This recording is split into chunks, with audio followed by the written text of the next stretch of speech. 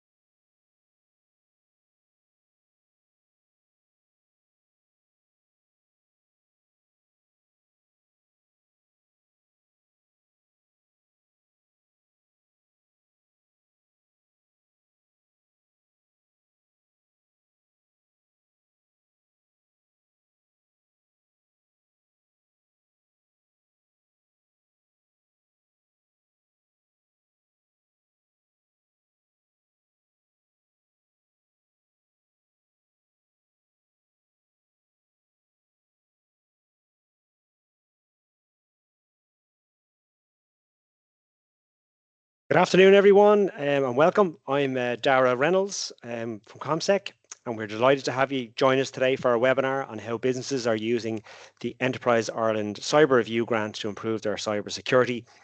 Today, we've got a great lineup of speakers for you. We've got Paul Glynn, Chairman of Topform, who will talk us through their experience in completing a cyber review. We've also got Jack Godley, Development Executive with Enterprise Ireland, who's going to share insights on how the grant works and who it's designed for. And then finally, we have Dave McNamara, founder here at CommSec, and Dave's going to bring us through what the cyber review covers, why it's such a useful process, and how you can use it, whether you're eligible for the grant or not. So we'll also look at some of the latest cyber threats, explore what a 3-day review or engagement actually looks like, involves, and walk you through some practical examples as well. So there'll be a live Q&A at the end, so feel free to drop a message into the chat box for the Q&As. I hope you find today's discussion interesting and engaging, and I hope it inspires you to take a proactive step in your cybersecurity journey. So before we get started, we're just going to have a quick poll. So I'm just going to launch 2 questions here for our audience to answer. So we're just going to start with the first one.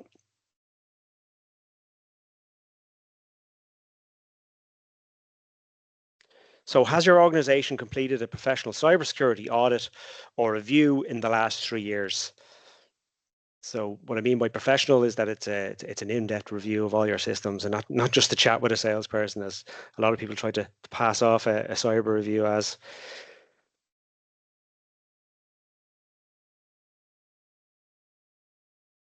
Okay, good response for that first one. Now let's launch the second and final question of our polls. What's your biggest challenge when it comes to improving your organization's cybersecurity? Is it budget or funding, lack of in-house experience, regulatory or compliance pressures, competing priorities, or understanding what needs to be done? So what's the biggest challenge? I have an idea what the winner of that one is going to be. Neck and neck with budget and funding and lack of in-house expertise. That's changing there now rapidly. So what we'll do is we'll give out the answers of these polls at the end. They'll be live throughout this morning's webinar. Okay.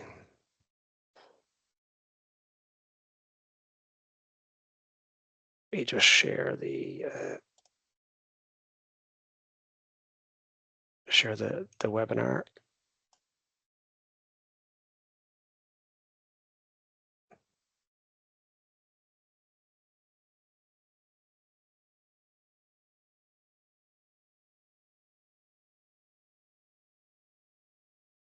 So we've already introduced our speakers. We'll get right on it. So just we've done the poll time. So just a quick word on CommSec, who we are, if you're not familiar with us. So just have a quick slide on this. So we are a specialist ICT security partner. We're 100% focused on cybersecurity, and that really sets us apart from other IT providers. We're an Irish company. We're supported by a team based in our Dublin office in Blanchetown. Our standards include ISO 27001, Cyber Essentials, and we align our clients to the NIS2 and DORA. It's worth mentioning as well, we've just recertified our ISO 27001 to the new 2022 standard. So we just got the cert the other day, so that's a good one for the team. Hard work went into that one. Clients in Ireland, UK, and pretty much across the globe now at this stage, the way the world has gone. And industries that we support include software, financial, logistics, fintech, and public bodies, among others. And as I said, we're an end-to-end cybersecurity company, managed service provider, and we offer 4 pillars in our toolbox, which I'll explain to you now. And we're also a proud member of Cyber Ireland. Just move on. So our services include managed SOC SIEM, security testing with pen testing and managed vulnerability scanning. We also deal with third-party solutions. So we're leading brands like Sophos, CrowdStrike, Fortinet, Level Blue are some of the brands that we support. And professional services, which this is covered under this pillar today, are cyber reviews. So that's CISO as a service, data protection, and assessments to international standards such as NIS2 and ISO 27001. So with that, I'll pass you over to David McNamara, who's going to walk us through the cybersecurity review. Thanks, David. Thanks, Dara. Welcome, everybody, and thanks very much for making the time to come on the webinar. It will be available for download after this. So just a quick overview of the Cyber Review Grant. It assesses an organization's security posture using the NCSC guidelines that have been published, and it identifies basically 10 key risks, and it provides a kind of score around that between 1 to 10. So that's your starting point in your journey.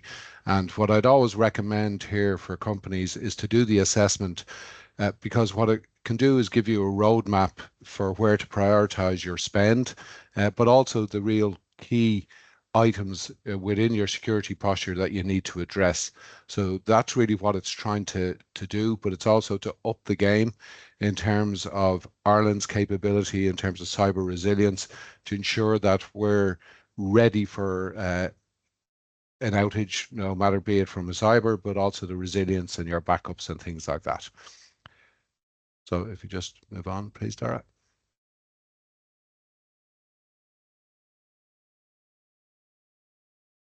So what is assessed? Well, as I mentioned, there's quite a number of them, 10 to 12 actually. So there's software updates, data backups. So this is when you're looking at the updates, this is your patching, making sure that that's up to date. You have Patch Tuesday, which is Microsoft really.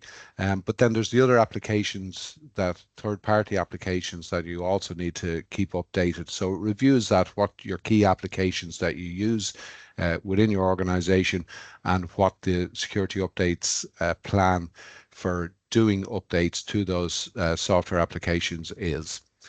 We also cover then data backups.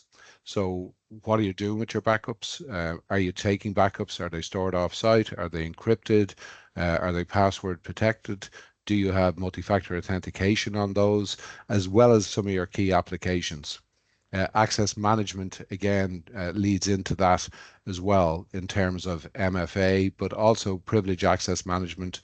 Who has rights to access certain files, folders, applications? For example, if somebody in HR is accessing finance files, why do they have access? What's the need? And it's to document that process. Obviously, having endpoint protection is really important in terms of antivirus, but then it also goes into your network security. So how are you managing your network? Do you have firewalls in place? Are they correctly configured to the latest cybersecurity recommendations? Then it comes down into your device management. How are you managing devices, particularly with third party, with remote working, to be able to understand, look, we've got mobile phones, we've got tablets, we've got desktops, we've got laptops. So how are we actually managing those devices and what happens if they're stolen or lost. So if you have a full MDM, mobile device management solution in place, so it will also look at that. Your cloud risk then as well. A lot of organizations seem to believe that once it's in Azure or AWS or Google, it's secure. It's not, is basically the point that this assesses. And the reason behind that is because the configuration is key. It's to the latest security recommendations, and there are recommendations out there from Azure and from AWS on how to properly secure your infrastructure within the cloud. It then also goes into data security. So in terms of your data, where is it sitting? Who has access to it? Is it protected? Is it encrypted at rest or on the move? So, it takes into consideration all of that. Your remote working then, for your employees, for example, like what's your policies, what's your procedures, and the policies and procedures for all of this is really underpinning every part of this, that you do have a proper policy in place and that it is enforced and it is managed. Third-party risk. Now, this is a new area in terms of NIS2, which is a driver behind this whole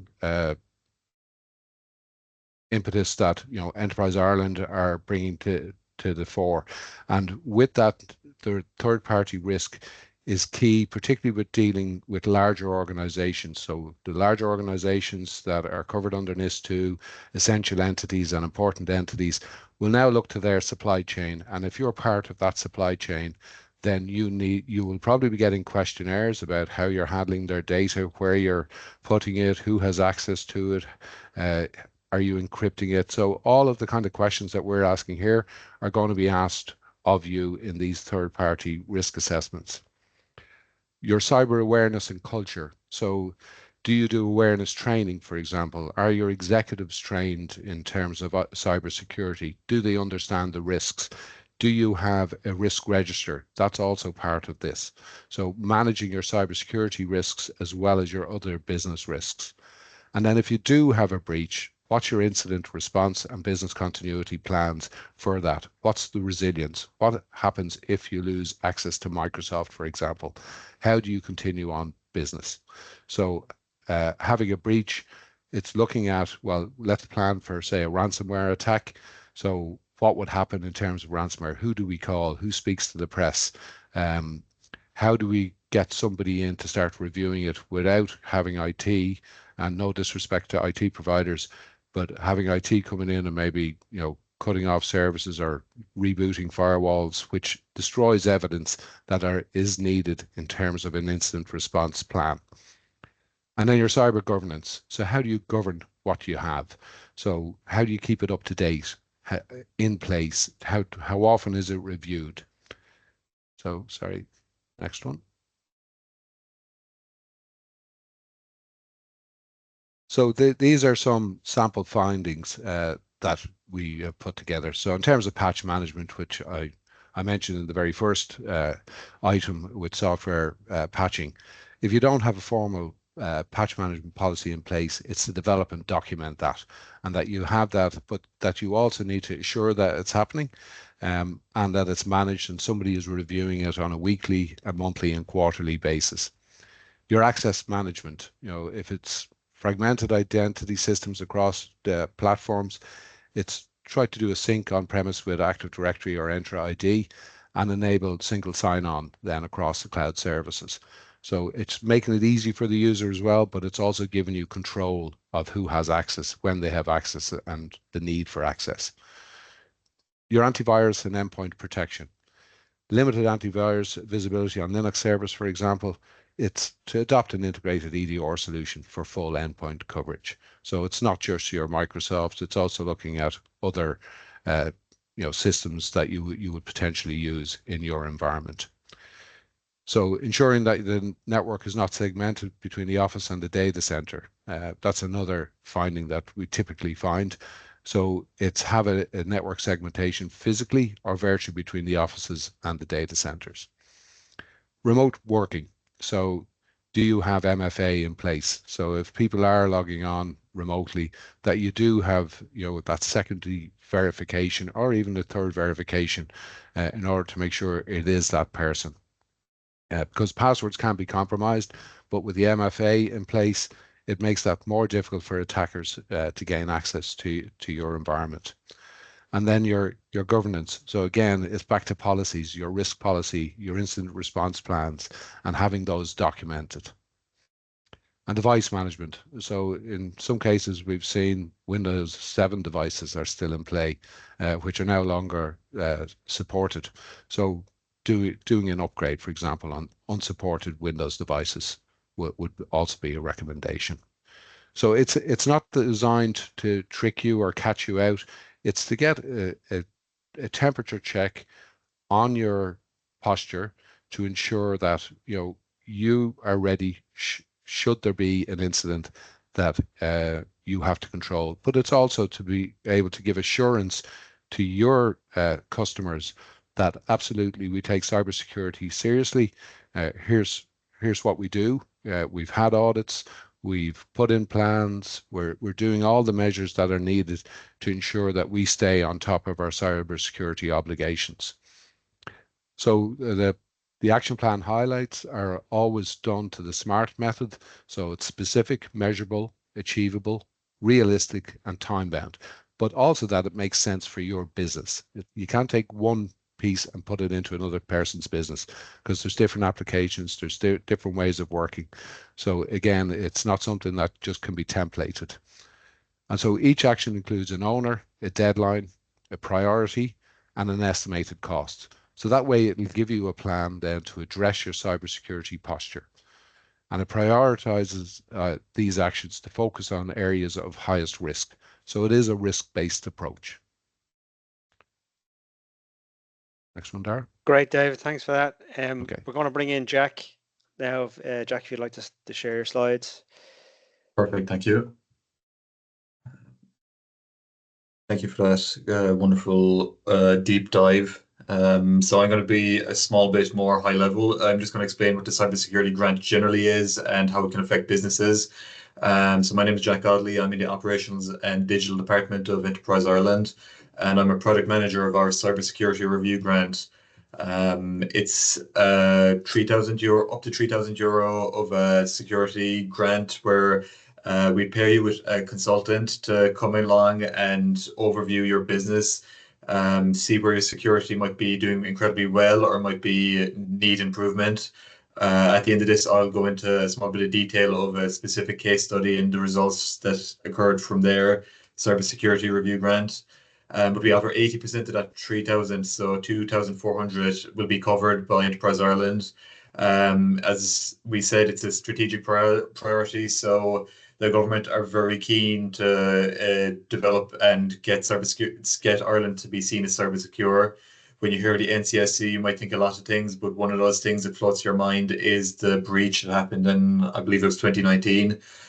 So yeah, it can be scary and daunting to try and become cyber secure, especially if you don't know what the expectations are. Let's say Dunning-Kruger, the more you know about something, the less confident you are in your knowledge of it. But we're trying to take this fear out of cybersecurity and bolster individual companies from the very small to the very large. Since cybersecurity can be a lot of things, but it should never be overwhelming. There are lots of things you can do, and as stated, our grant is meant to be a first step in identifying potential faults or potential weaknesses in your system, managing threats that might come in since as we go on in life, and just from a personal point of view, 70% of the calls I get would be from a spam number, from a robot voice. I get texts daily, and I'm fairly cyber secure. It's just becoming more and more a part of our life to be able to try and overcome and ignore. And for companies, that's only going to be amplified, especially with the invent of new technologies such as AI. But that being said, with every nefarious action that a threat can take, there's an equal and opposite reaction from a cybersecurity review consultant. Yeah, and just being part of being seen to be trustworthy is very huge as well, since one bad breach could cost you your business, but also being seen to be trustworthy is a huge boon for a lot of companies, especially depending on the division that your business occupied. So generally, we try and get clients to start off wherever they are currently with their cybersecurity, whether it be very poor or fairly well established and excellent. We want to try and have a mindset shift where it's a current, constant, evolving thing. You need to be kind of on the pulse of what's available to you, and you need to be on the pulse of what's available to the people who will be out to get your companies. This is hugely popular across Ireland and the world. The EU especially is taking cybersecurity very seriously with identity protections and things like that. The grant only began in September 31st or maybe October 1st of 2024, and it immediately became, or very quickly became, the most popular grant in Enterprise Ireland, purely because companies know that this is a looming giant on the horizon. Being seen to be not cybersecure will become more of a detriment to your company going forward. And there are a lot of pre-existing cybersecurity review or cybersecurity measures built into certain platforms. Sometimes that can be enough, but you're unaware of your weaknesses if you're not ahead of it in on time. And we're trying to make this as quick as possible. The application process only takes 4 minutes to try and get you in with one of our client advisors. That'll generally be a conversation where they'll have some knowledge of where your company might be better suited with consultants or with grants or frameworks or things like that. So you'll talk to someone, they'll give you a bit of guidance to pull you through on how to fill out the form and how it would best benefit you, the necessary things to say where your company might occupy a certain region or might be trying to achieve a certain thing. Then we try and pair clients with a consultant that will be approved on our green list in partnership with the Cyber Ireland and NCSC. That'll just be a certified consultant that can be seen to be accredited. And if you're coming to if you're looking to avail of our grant, we can add unverified consultants as long as they have the necessary qualifications. So it's not limiting, and this being international as well, since Enterprise Ireland is global, we are constantly looking to get new consultants in different markets and things like that. Just the qualifications are universal in a lot of cases and have to be one-to-one, not necessarily one-to-one, but have to be provable and discernible, since we're only looking for the best. And I'll just give you a small little overview of a client that we've had before that has gone through the system. They have a case study, and I won't go into too much detail, but this is their stated result in bullet point form. Their systems were assessed in 15 critical areas. Most areas were rated good or excellent. Only 4 areas were identified for improvement. They came up with a tailored solution plan, which aligned with existing recognized frameworks. They received cybersecurity awareness training, developed a robust incident response plan, and the system to document cybersecurity protocols were generated and defined, and are now in line with best practices. So all of that is to say, it was a transformation. They went in being fairly cyber aware, cyber developed, and they ended it being even better and kind of foolproof is a word we never try and use, but that is kind of what they achieved. So I think we'll leave questions for the end, but that's my piece said. Thank you. I believe I'll hand it on thanks to very much Paul. for that. Then. Yeah. Thanks very much that great insight out there into the whole process and all that stuff. So that's great. We got some good questions coming in on our Q&A, so we'll just keep them for the end. So what we'll do now is we'll pop over to Paul Glynn next, and then we'll take on those questions. So we'll just reshare this slide deck. Just bear with me. Okay, Paul, you can take it away. We just have a slide up there from your case study with ourselves. So. Right. If you just want to introduce yourself and tell people a bit about your business. Sure. My name is Paul Glynn. I'm the chairman of Topform Limited. SME, we're kind of at the top end of small and at the bottom end of medium by classifications of business size. roughly 50 people, and a fairly large manufacturing plant. It's a manufacturing business.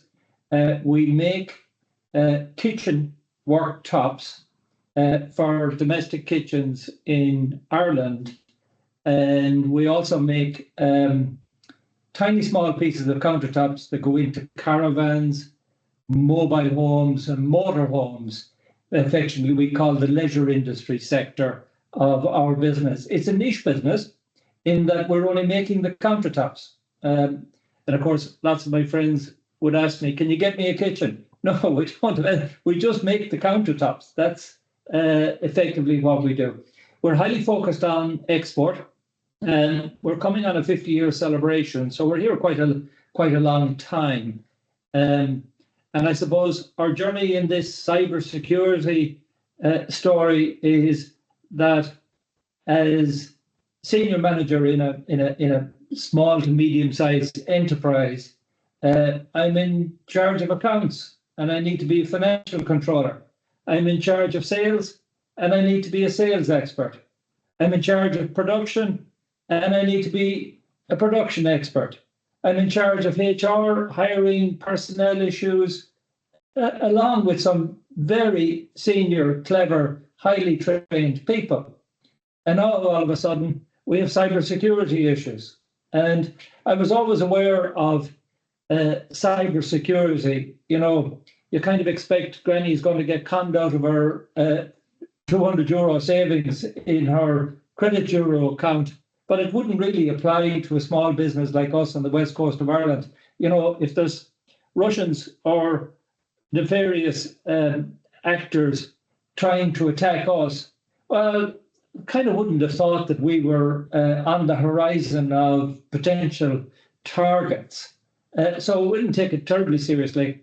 And then last year, the people who advise and help us on our hardware support and our server support came with the story of woe that one of their other clients got completely hacked. And the client that got hacked would have been what they would have called best in practice, and we were less than best in practice. So it scared the living bejesus out of us, and I said we better take cybersecurity a good deal more seriously. So I put on another hat called IT manager and dug into the cybersecurity part of our business. And the cybersecurity review, one of the biggest benefits to it is that it is not the known contractors and providers that already associate with our business. It was done with an external contractor, and we choose CommSec to do that. And what that meant is that it questioned and queried everything that we thought we knew deeply. And I heard from David earlier he said, oh, there's 10 or 12 things on there. I think I counted 19 areas of review. And that's done in 3 days. It is a phenomenal speed review of all of your systems and systems. And I guess our approach to IT prior to that was, for Christ's sake, just make it work. And if that's putting in a Wi-Fi system in our factory because we want to do data collection with scanners, then the focus is make it work. If that's remote workers that are working in our business, our focus has been, for Christ's sake, make it work. Everything, the focus on our IT systems was functionality. And we had almost zero focus on cybersecurity, largely thinking that, well, what's the worst that'll happen? And when you dig into this, what's the worst that will happen is actually quite catastrophic. So on a list of risks in our business, clearly we're very concerned if we have a major fire and the whole place burns down. It's kind of game over kind of story. Clearly we're very concerned if we have a major accident, a personnel accident in the factory. That's ever present. You're delighted when everybody goes home safe every single day, and blessed and all as we are that that's the case. But a cyber attack is also a major game changer. And you think, oh, well, look, we'll just reinstate the data off our backup. It's only the beginning of our understanding, having been through the review. The review gave us an awareness of the depth of questions that we hadn't previously really given proper consideration to. And of course, I have a lot of pressing issues on my table other than cybersecurity. But completing the cybersecurity review was a total wake-up call that perhaps we were in denial or absentee management on our cybersecurity issues. And completing the cybersecurity review, it gave us a total and absolute complete picture of where all our weaknesses were. But actually, more importantly, it gave us a total and actual picture of where our strengths were. And we learned as much from the quality of our strengths and the protections that we actually do have in place, that equally we mindlessly installed, just as we say, make that bloody Wi-Fi thing work. We made a significant amount of our positive aspects. And completing the cybersecurity review is not painful. And in fact, it can at times, depending on your consultant, and we had an unbelievable consultant with CommSec, Barry. I hope he's there someplace online. Did a phenomenal job of teasing us to confront and be honest, total honesty about our current situation. And at the end of the whole thing, maybe it was a throwaway comment at the end, because he's not a kind of a throwaway comment kind of guy. He said, oh, well, how do we do? You're about 6.5 out of 10. I said, oh, geez, 6.5 out of 10. That never impressed me mother, God rest her, whenever I got an exam result. Gee, are you sure we're not better than that? Yeah, he said, but Bank of Ireland are only 7 out of 10. It kind of put things into perspective for me, that the depth of concerns on a cybersecurity review as to exactly how many areas of potential attack there are. And maybe the final thought I would have on that is whether, in fact, your IT systems are like a calendar, those calendars with the big holes in them, whether in fact you're like a calendar. Well, the best you can really hope for is to be like a sieve, that the holes are going to be there, but you narrow them. And the ultimate answer is, are you totally secure against the cyber attack? The answer is you'll never get there. But can you convert the calendar into a sieve? Then you've done a particularly good job with your cybersecurity and taking a view on that. So that's kind of our experience with the process. A little enjoyable, a little foreboding, but certainly very informative. Great, Paul. Thanks for your insight there. I think when I started the webinar, I mentioned the word inspiration, and I was lucky enough to interview you for a case study. All right, and I think inspiration is the word, and I hope it inspires people to go about their security journey, like just as you've spoken about, just the way you've embraced technology, IT processes, and worked that, integrated them in with your operations. I think it's a real credit to yourself and your business, Paul. That's great.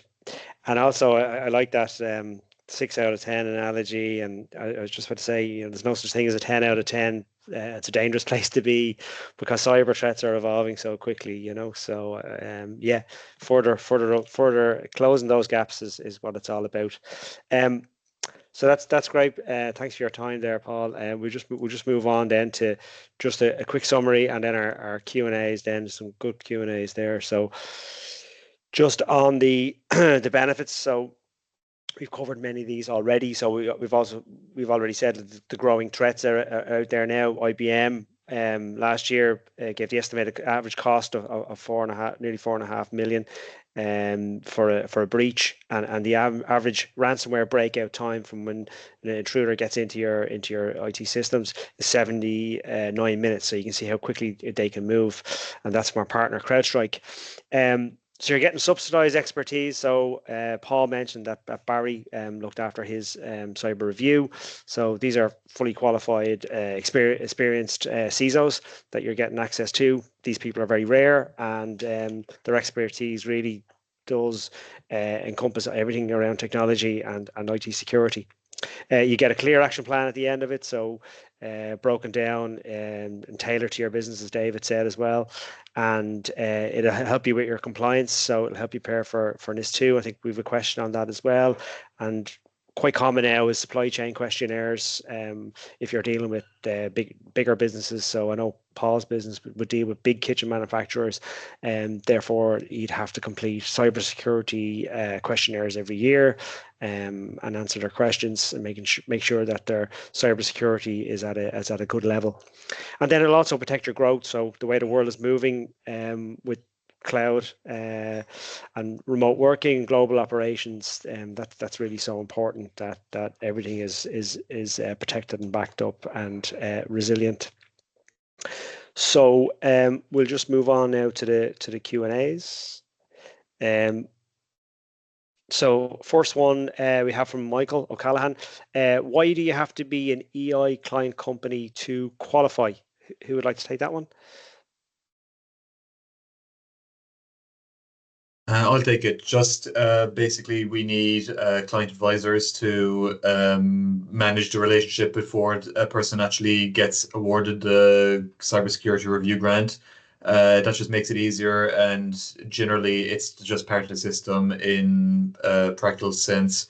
It fosters a relationship. That means that if there's next steps, such as the digital process, innovation grant, or the digital discovery grant, those are next steps that are part of the Enterprise Ireland ecosystem. Yeah, I hope that answers that. Yeah, and David, you might chip in on that one. Yeah, no, absolutely. I'll put my Cyber Ireland hat on. So I sit on the advisory board for Cyber Ireland as well. Now I know that we've been obviously raising this with all levels of government as well, and through partners such as the SFA and IBEC, who are lobbying government at the moment to see about getting a grant extended out to non-EI clients, particularly through maybe the LEOs. So there are a couple of grants out there. There's probably a bit confusion between the LEOs, so that's our findings from actually speaking with them. When I say LEO, I mean the local enterprise offices. So that they do have a digitization vouchers that you can use. I think it's up to 7 to 9K in around that. And some LEOs will agree to use it for cybersecurity. And I think that's part of the lobbying to government. It is something that we're a big advocate of, is to try and get SMEs of all sizes and levels to look at security as well. There's huge challenges there with costs. So this type of grant to help organizations improve their posture is really key. And just having that there to support businesses is extremely important in my view. Yeah, great. Thanks for your input there.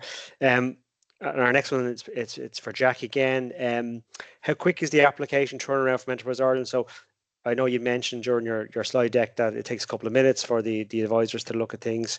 But in terms of, say, from press go on your application to you hear back whether you're good to go or not? So we have 10 business days is what we've stated. Usually it's kind of a lot less. Within 6 is what we internally aim for. Yeah. But like that's kind of generally what you get for it. Then once the grant has been allotted, if you do get approved, I think you've up to a year to actually follow through with the actual grant itself.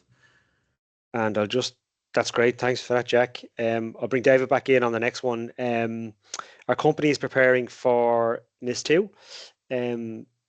Will the output of this review directly support the compliance efforts, or would we need to do a separate, I think probably a separate assessment for NIS2?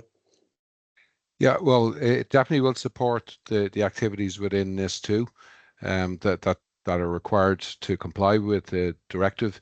There may be other areas such as monitoring, for example, pen testing, that type of thing that you could prepare for as well for NIS2. So it really does depend. As I said, it's not a one size fits all.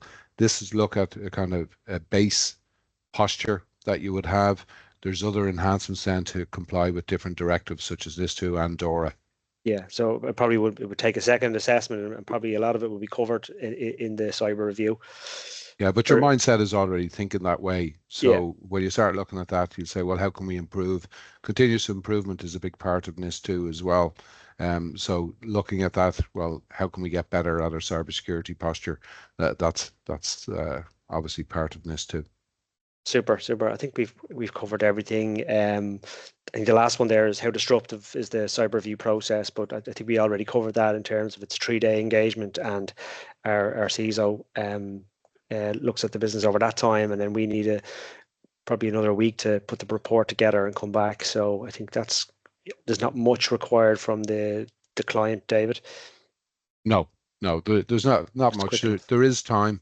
A lot of it is down the outputs in terms of report, the recommendations, with obviously costs associated with it.